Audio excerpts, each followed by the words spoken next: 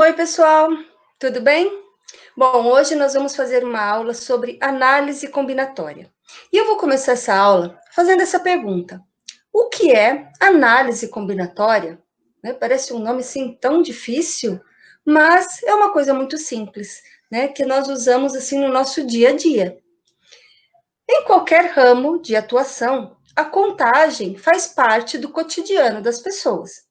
Para entender a necessidade de estudarmos a contagem, tente responder as perguntas. Então, esses exemplos que eu vou colocar agora vão dar essa ideia de como essa análise combinatória ela é usada o tempo todo, em quase tudo que a gente faz. Então, primeiro exemplo. Quantas placas diferentes de automóveis, formadas por 3 letras e 4 algarismos, podem existir? A gente anda na rua e vê tantas placas, né? Sempre são diferentes umas das outras, né? Elas nunca, não tem como uma placa ser igual a outra, senão a multa de um carro vai para o outro, que não tem nada a ver com isso, né? Então, como que a gente poderia fazer esse cálculo, né? Para saber quantas placas diferentes é possível formar usando 3 letras e 4 algarismos, né? Então, a gente vai, por enquanto, só pensar na ideia. Segundo exemplo, de quantas maneiras diferentes você pode escolher 6 entre 60 números em um jogo?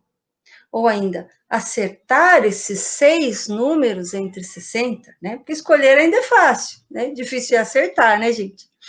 Então, como a gente poderia fazer esse cálculo, né? E por que é tão difícil acertar na Mega Sena, né? Então, fica aí para a gente pensar no assunto. Outro, quantos números de 9 dígitos podem existir? Bom, agora os telefones, né, os celulares, têm 9 dígitos. Mas até pouco tempo atrás eram 8, né? Por que eles tiveram que aumentar um dígito, né? E quantos números de telefones mais podem ser formados com 9 dígitos do que se fosse com 8, né?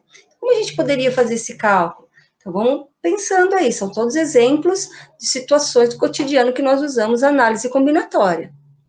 Outro, em uma classe de 40 alunos, quantas são as possíveis escolhas para 2 representantes de sala? Então, ali coloquei uma foto, né, da sala de aula para a gente dar aquelas, né, lembrar um pouquinho como que era quando a gente estávamos todos na escola, né? Mas está lá, ó, a ideia, né? Como a gente poderia fazer esse cálculo, então? Todos os 40 alunos poderiam se candidatar, né? Vamos pensar assim, mas só apenas 2 alunos serão representantes de sala. Então, quantas são as possibilidades de escolha? Então, a partir desses exemplos, que a gente não vai resolver agora, nesse primeiro momento, eu vou deixar eles aí para vocês pensarem. Nós vamos falar um pouquinho mais sobre análise combinatória. Então, como você pode perceber, contar não é sempre um processo simples, né? Tem alguns cálculos que não dá para a gente ficar contando no dedo, né? E nem na cabeça. A gente vai ter que fazer um cálculo muito maior, né? Em muitas situações, contar unidades uma a uma, que é o processo elementar, mostra-se inviável. Imagina só você ir contando todas as placas de carro. A. 1. Nem é 1, né? 0000. Depois, A. 0001. Meu Deus, vou levar o resto da vida contando, né? Sendo necessário estabelecer métodos de contagem que permitam chegar aos resultados mais rapidamente. Então, obter esses métodos é o objetivo principal da análise combinatória. Então, como a gente pode fazer esse cálculo de uma forma rápida, prática, né? Essa é a ideia da análise combinatória. E, como nós estamos falando de análise combinatória, primeira ideia que a gente tem que pensar é o princípio fundamental da contagem, que provavelmente vocês já conhecem, porque ele é intuitivo, né? E talvez vocês já tenham estudado lá no ensino fundamental também, tá? O princípio fundamental da contagem nos mostra um método para determinar o número de possibilidades de ocorrência de um acontecimento sem precisar descrever todas as possibilidades. Então, ele é o princípio, né? O nome dele já fala, princípio fundamental da contagem. Então, vamos lá. Exemplo 1. Esse exemplo 1 é o exemplo mais clássico, né? Então, talvez vocês já tenham visto um exemplo bem parecido com esse, lá no ensino fundamental, lá no 7º ano, no 8º ano. Mas vamos lá. Uma lanchonete vende 3 tipos de lanches, 2 tipos de sucos e 4 tipos de doces. Fiz um esqueminha aqui, ó, né? Ó, 3 tipos de lanches. Eu vou imaginar que é um hambúrguer, um misto quente e um cachorrão. Depois, 2 tipos de suco, né? Depois, na verdade, poderia ser um refrigerante esse daqui, né? Então, um suco de maçã e um refrigerante. E 4 tipos de doce. Então, um docinho branquinho aqui que não dá nem para enxergar direito, um brigadeirinho, que tem um moranguinho na ponta, e um docinho rosa. Ok. Quantas opções de escolha terá um cliente para escolher um lanche, um suco e um doce? Nós poderíamos ir pensando um a um, né? Até porque esse número não é tão grande quanto o número do telefone ou os resultados da Mega Sena. Mas a gente pode usar o princípio fundamental da contagem, que a gente já vai, a partir dele, né, criando estratégias para fazer aqueles cálculos mais difíceis lá dos exemplos que eu dei no início. Então, olha só, eu tenho 3 tipos de lanche, 2 tipos de suco e 4 tipos de doce. Então, se eu multiplicar os 3 tipos de lanche pelas quantidades de suco, né? 3 vezes 2, 6. E multiplicar pelo número de doces, 6 vezes 4, 24. Eu tenho aqui, ó, o total de possibilidades, que são 24 combinações. Então, posso fazer esse lanche aqui, né, o hambúrguer com suco de maçã e o docinho, e o beijinho, né, o docinho branco. Depois, o hambúrguer com suco de maçã e o brigadeiro, seria o segundo. O hambúrguer com suco de maçã e esse docinho aqui. Quer dizer, eu não vou ficar falando um por um, que vai demorar um tempão desnecessário. Mas deu para a gente entender que são 24 possibilidades, né? Então, como a gente escreveria isso, né? Então, ficaria assim, ó. Logo, o número de opções de escolha será dado pelo produto. O produto é o resultado da multiplicação, né, gente? 3 vezes 2 vezes 4, ou seja, 24. Então, esse seria um exemplo, né, de princípio fundamental da contagem.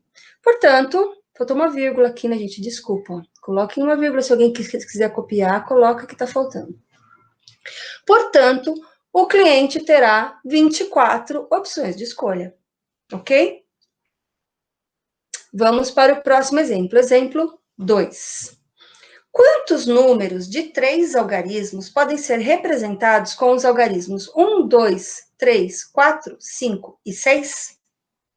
Então, vamos pensar, nós temos que fazer números com 3 algarismos, né? Mas eu só vou usar aqueles 6 ali, 1, 2, 3, 4, 5 e 6. Então, eu tenho, para centena, eu tenho 6 opções, né? O número 1, 2, 3, 4, 5 ou 6, né? Para dezena, eu também tenho 6 opções, né? Os mesmos números, 1, 2, 3, 4, 5 e 6. E para unidade, eu também tenho 6 opções. Então, esses números poderiam ser, por exemplo, 123, ou 321, ou 456, ou 555, né? Então, assim, eu dei alguns exemplos, mas eles são muitas opções que eu tenho, né? Então, eu tenho 6 aqui, 6 números que eu posso colocar na centena, 6 números na dezena e 6 números na unidade. Então, usando o princípio fundamental da contagem, eu vou fazer esse cálculo aqui, ó. 6 vezes 6 vezes 6. Ou seja, 6 vezes 6, 36. 36 vezes 6, 216. Então, eu tenho 216 números, certo? No exemplo 3, aliás, o exemplo 3, ele é muito parecido com o exemplo 2. Ele é quase igual. Ele tem um detalhezinho só diferente. E o detalhe é aqui, ó. Quantos números de 3 algarismos distintos, então a diferença está nessa palavrinha aqui, ó, distintos, podem ser representados com os algarismos 1, 2, 3, 4, 5 e 6. Então, o que mudou agora? Ó? Mudou que, no exemplo 2, eu tinha 6 opções para a centena, né? Para a dezena, eu também tinha 6 opções, porque eu podia escrever, por exemplo, 111, ou 222, ou 122, né? Eu poderia repetir o número. Aqui ele está dizendo que os números são distintos, então eu não posso repetir, né? Então, nesse caso, eu terei para a centena as 6 opções: 1, 2, 3, 4, 5 e 6. Mas aí, como eu já usei um número na centena, na dezena, eu só vou ter 5 opções, porque uma já foi usada. Eu não posso repetir. Se eu já usei o 1, eu não posso usar o 1 de novo na dezena, porque eu estaria repetindo o número. Se eu usei o 2, eu não posso usar o 2, e assim por diante. E para a unidade, como eu já usei um número na centena e um número na dezena, na unidade agora eu só vou ter 4 opções, porque 2 números já foram utilizados, só sobraram 4. Então eu vou fazer agora 6 vezes 5 vezes 4. 6 vezes 5 vai dar 30, 30 vezes 4, 120. Certo, gente? Então, se quem ficou com dúvida, eu quero que dê uma olhadinha, assista de novo, né? Aqui, ó, no exemplo 2, eu não li a resolução, eu expliquei, né? Mas aí você lendo a resolução também é um jeito de você entender, ó.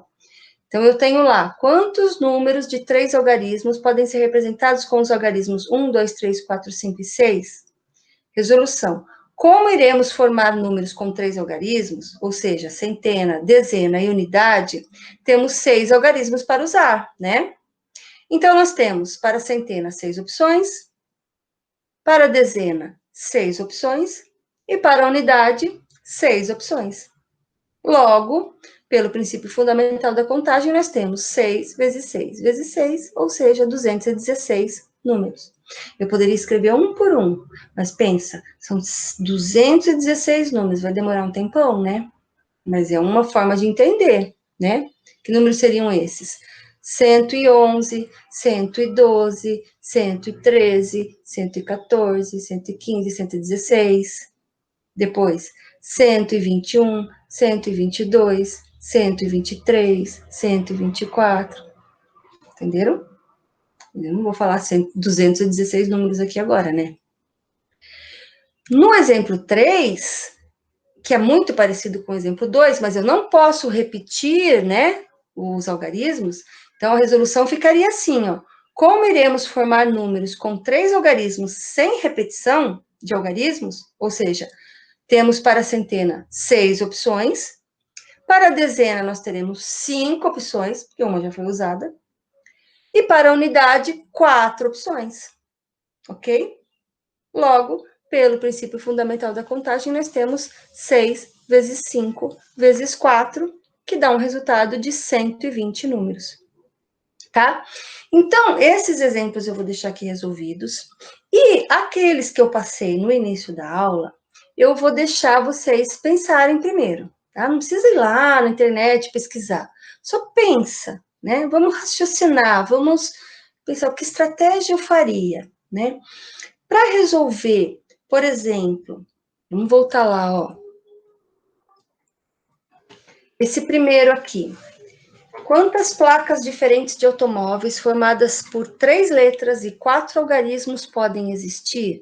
A gente tem que lembrar que, para a primeira letra, que aqui está o A, né?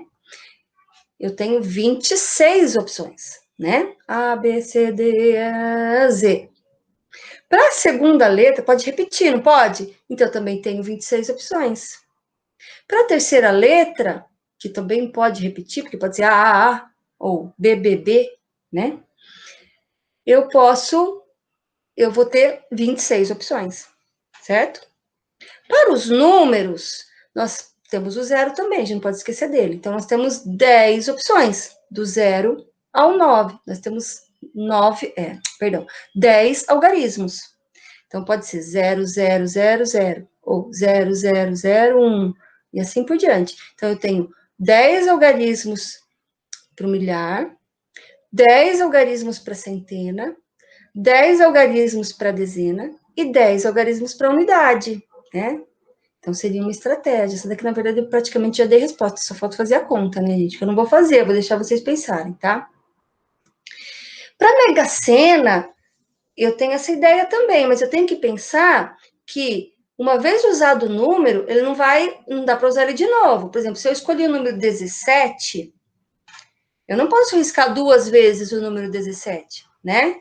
Então, para o segundo número que eu tenho que escolher, se eu escolhi o número 17, eu tenho, vamos voltar, eu tenho 60 opções, né? Então, para o primeiro número, eu tenho 60 opções. Aí eu escolhi, vamos supor que eu escolhi o número 17. Ele eu não posso usar mais. Então, para o segundo número, agora sobraram o quê? 59 opções. Então, ele lembra um pouco aquele terceiro exemplo, né?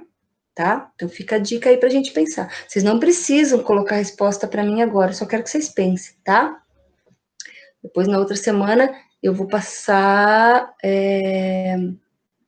para vocês mais exemplos, continuando a atividade para depois vocês me entregarem, tá? Aqui, quantos números de 9 dígitos podem existir? Nós podemos repetir esses números, né? No caso do celular, por enquanto, o 9 ele é fixo, né?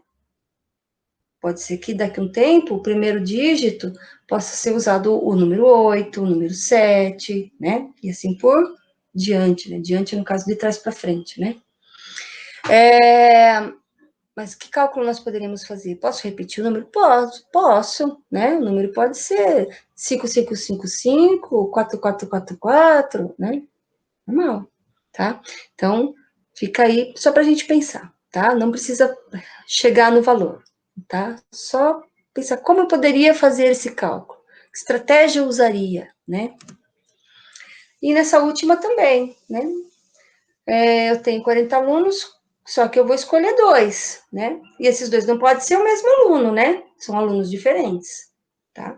Então, fica a dica aí. Ok, gente? Então, hoje a aula seria essa. Eu quero que vocês pensem um pouco sobre isso. E aí, na semana que vem, a gente vai conversar mais, tá bom? Não vou passar atividade hoje, tá? Beijos.